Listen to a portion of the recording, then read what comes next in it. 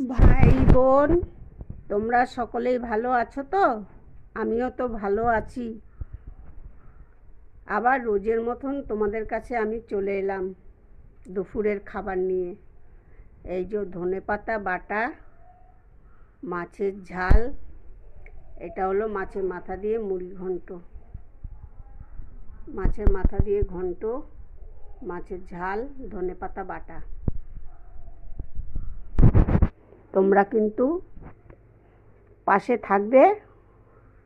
তোমরা যদি খেতে চাও আমার এখানে আসতে পারো, আমি করে তোমাদের খাওয়াবো। তোমরা সকলেই এক জায়গায় থেকে হাতে হাত রেখে আমরা চলো এগিয়ে যাই।